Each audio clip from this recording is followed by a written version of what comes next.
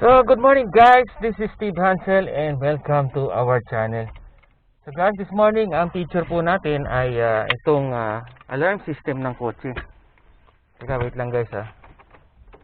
Obserbahan lang po natin. So right now, kung mapapansin nyo, naka-off pa itong ating kotse. Start natin. Tingnan nyo yung lock, naka-open yan ha. I-start ko. Ayan, start na.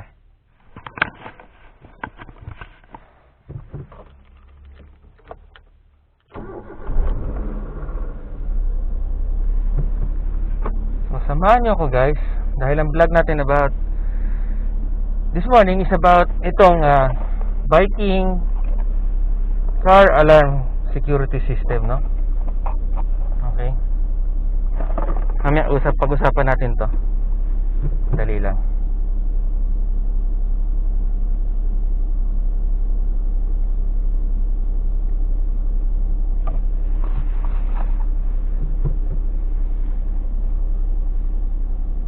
Mapapansin nyo guys, naka-open pa itong lock na to, no? Pero after 30 seconds maya maririnig nyo yung ingay na tube. Ang ibig sabihin nun, maglalak na yung alarm niya automatically.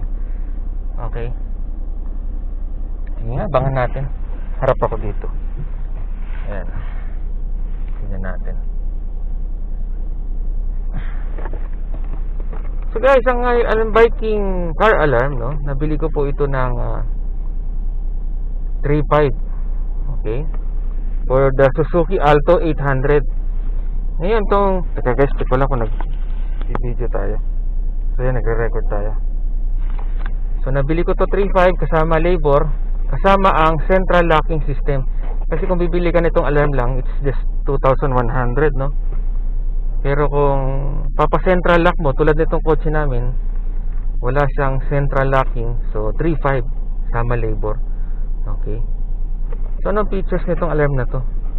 So, meron daw siyang remote arm, silent arm, car finder, auto rearming, triggered alarming memory, power off memory, central lock automation, reset switch, auto environment recognize, dome, auto dome light delays, shock triggering, shock sensor, door open alert, tapos warning to close doors, remote anti-hijacking, and code learning. Ayan. So napakaganda po itong alarm system, no? Nasubukan ko na yung mga ilang features niya. Teka guys, wait lang ha. Ano gagawin ko? Nga pala guys, pakita ko sa inyo. So napakaganda nitong alarm na ito, nakakatuwa. Bibili ka ng alarm sa motor, mahal din eh, 1.6, 1.8.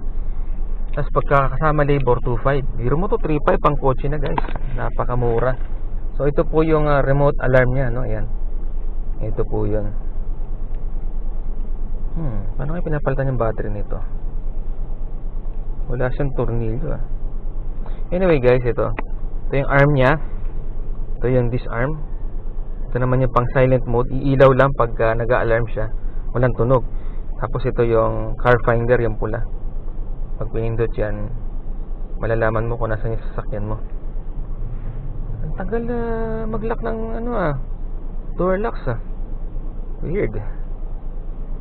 So nakakatuwang feature to guys. Ang kotse mong Suzuki Alto na very standard car, kasi hindi naman po ito equipped with the alarm. Hindi naman siya equipped with central locking. Pag itong car na to ay nilagyan mo nitong ganitong klaseng alarm system, grabe, para ka ng naka high end na kotse, no? Mga parang Toyota Vios, ganyan. Antindi. Tara guys, biyahe tayo. Bibili lang akong tubig. Samahan nyo akong bumili ng galon na tubig, and at the same time tingnan natin tong alarm system ng kotse. So meron dito guys na kulay blue, yan, ilaw yan. It's indicator na may alarm yung kotse. Feature natin tong alarm na to. Ikot muna tayo.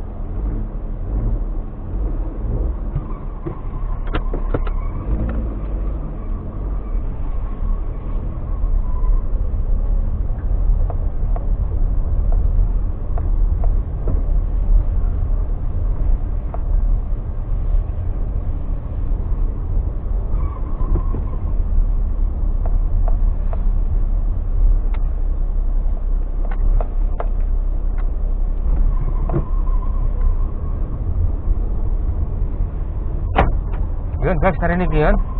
Nag-lock na yung door.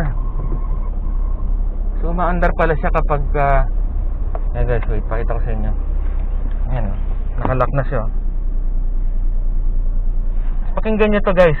Pag binuksan ko to, lahat bumubukas. Pag sinara ko to, lahat nagsasara. Ayun, yung noise na yan, yung ingay na yun, kasi yun yung tunog ng simultaneous na locking ng mga door locks, no? Yan. Ganun siya.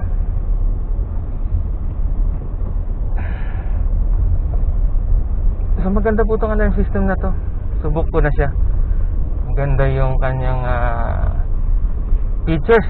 Yan, tulad nun, kung may kasama ka sa kotse, taas mo lang yung lock system niya, bubukas na lahat. So hindi na sila magbubukas yung mga kasama mo, yung mga pasahero mo.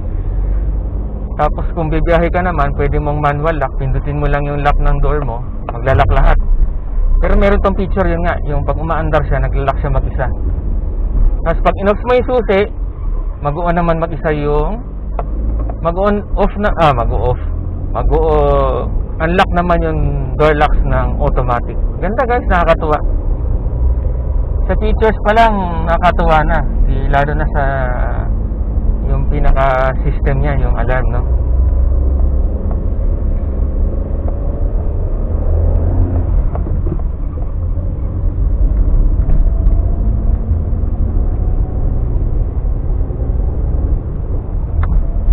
Ayan, bigla lumalabas. So tara guys, laruin natin tong car alarm at tingnan natin yung features niya.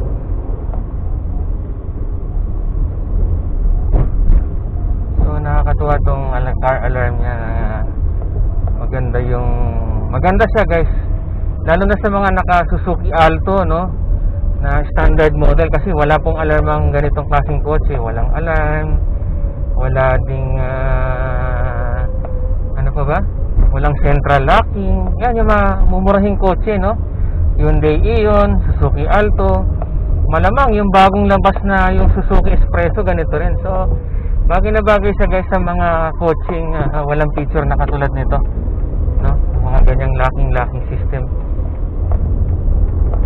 Dito tayo mag-feature ng lock natin sa bandang taas.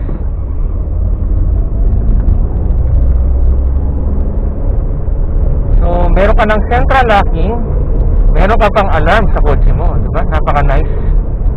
Napakagandang feature ng alarm sa sasakyan. So hanap tayo ng magandang spot. Mula nagbabike na makukulit.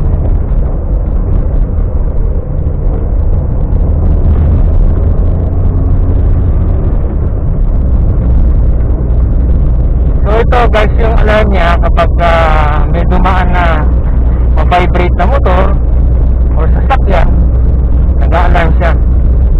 Adjust naman yung sensitivity niya guys, may pinipihit lang doon sa alarm module niya, no, na nakakabit dito sa sasakyan. Tapos kapag nasandalan sa sasakyan nyo na medyo malakas, yan, tutunog siya. O kahit nasandalan, basta as long as na medyo nag-vibrate yung sasakyan, nag-a-alarm siya. Okay? Kasi ang alarm level niya, iba-iba. Merong flashing lang muna, meron tutunog ng kaunti, meron naman talagang hihiyaw na siya kapag na-istorbo yung sasakyan, no? Kapag nakalikot. Yun. Ako guys, ito yung paborito kong spot dito, yung dito sa Manila Hills, yung taas dito. Yan.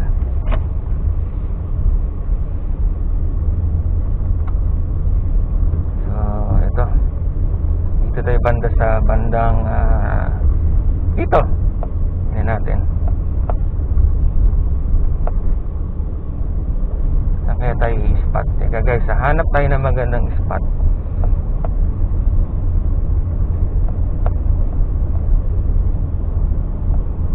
Pwede na rito. So park muna tayo dito. I-adjust natin yung gulong para safe. Alright. Okay. So guys, tingnan nyo. Off na natin yung kotse. marinig niyang gag, kasi ibig sabihin na nag-open na yung lock niya. O, yan. O, di ba? Ganda, di ba? Tara, labas tayo. Kung makikita niya, nagpa-flashing yung alarm niya. Ibig sabihin, bumaba ka na, tapos di yung pa nilalak yung pinto. Tapos abangan natin, tutunog to guys eh. Pagka tutunog siya kapag anong tawag yan? Hindi mo nasara yung pinto, na mag-i-indicate na yung alarm ay gumagana. Teka guys, wait lang ha. Gano'n kaya katagal yun? May sensor to eh. Anyway, sara natin. Ayan. Tingnan nga natin kung nag-auto lock siya. Pero hindi ako sure kasi bago lang tong system na. Ayan. Yan yung reminder na hindi ka pa naglalak. Nag-chok-chok siya. So ang gawin natin, lock natin yung alarm. Ayan, nakalock na guys. Oh. Kita niyo yan, di ba? Ngayon, tinan nyo. Pagka sandalan nyo sa sakyan, hindi masyado. Pero kung napalo siya, yan, meron siyang alarm mo. Pag napalo o na-vibratean, pag isa pa, ayan, nag-a-alarm siya. So, very safe yung kotse mo kapag ka napuwersa or may lumapit, nag-a-alarm siya. Meron siyang alarm signal. Lakas din, no? So, para matanggal, tanggalin natin. Yan na. Try nga natin kalikutin yung door handle. Wala. Baka sa kabila.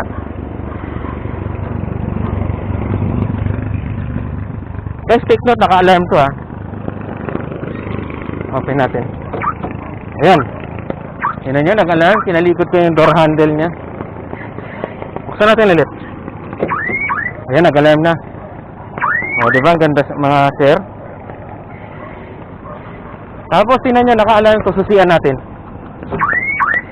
O, tumunog na naman. Ayan, inopen ko. Ayan, yan ang mga features ng alarm sync. Ayan, nag-alarm na guys. Oh. Ayan. So, imagine nyo guys, kung merong bumukas ng kotse, tapos walang alarm, kahit na biro mo original key to, oh, tumutunog yung alarm niya, napaka-safe niya. The world more reason kung ang ginamit ay yung fake na susi. Tutunog yung alarm niya, di ba? Kaya napakaganda po yung nakaroon kayo ng alarm system para sa kotse nyo. Very safe siya. Tapos, ang alam ko sa alarm na to, pag naka-install na, meron siyang, anong ba tinatawag doon? Yung alarm niya, meron siyang auto shut off yata. So, hindi rin ma-start yung kotse. O, if ever ma-start man, may imagine mo, pag tumatakbo sa sakyan, nag-a-alarm siya, di ba? Magandang warning light para sa sakyan. So, yun ang magandang feature ng alarm na to. Sa halagang 3.5 guys, halagang 3.5 na Viking alarm system, marami ka ng features. May alarm ka na sa car mo, may central locking ka na. So, more or less, mas safe yung sasakyan mo, no? Kaysa naman wala kang system sa sasakyan mo na wala kang safety measure. So, tara, baba na tayo. Ayun, narinig nyo, nag-press ako ng brake, nag-lock na siyang automatically, no? So, kahit makalimutan mo mag-lock ng pinto, kung may kasama ka mga bata sa kotse mo, dahil naka-alarm ka na at central locking, automatic yung sasakyan ay nagla-lock na, no? Without, kahit hindi mo na siya i-lock, nagla-lock siya ng kusa. So, yun ang kagandahan po ng alarm system na ilagay niyo sa kotse niyo. Wala, budget friendly price, no? O nga pala guys, share ko sa inyo, si Sir Angelito, siya po yung nag-home service ng alarm system na to. So, di na kayo kailangan pumunta sa mga shop, di nyo na kailangan pumila, magpa-schedule lang po kayo sa kanya, and maganda po siya mag-service. matagal na siya nagsiservice ng car alarm and kabisado niya yung kanyang ginagawa, no? So ako, na pagmasdan ko, 3 hours niyang in-install yung car alarm. Napaka ayos niyang gumawa, no? Lalo na nang first time ko makita yung central locking system. Ngayon, alam ko na kung ano yung itsura nun. Dati wala akong idea eh. So guys, teka. Ito yung page po niya sa Facebook. Hanapin niyo nila ito. Yun, Car Alarm Home Service and Installation. Ayan, Metro Manila Car Alarm Home Service and Installation. Ayan. Basta po yung gumagawa po ng alarm, si Sir Angelito yan. Ayan. So, message niyo po siya sa Facebook.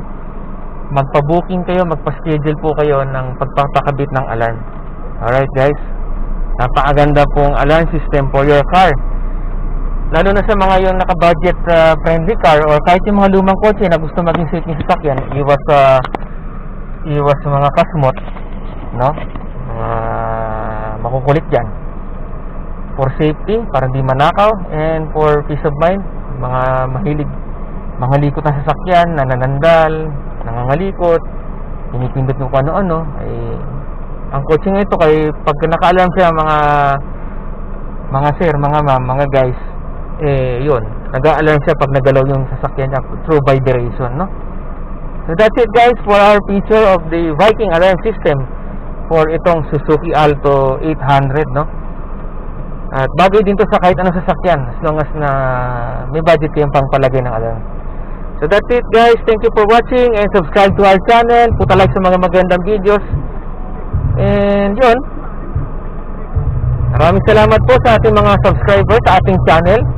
Shoutout po sa inyong lahat, subscribers sa ating channel. And guys, stay safe. Meron tayong Omicron virus, nagkakagulo ngayon January, ano bang yun?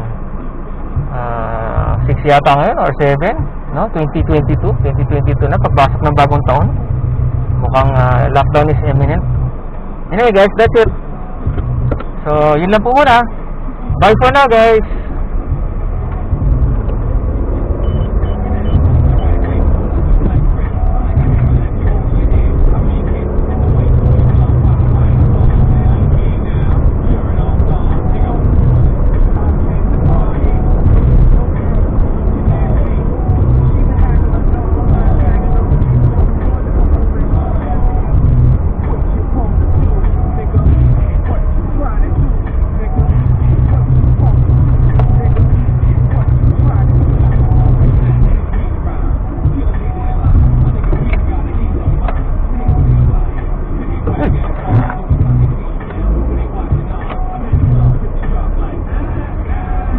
Na siya,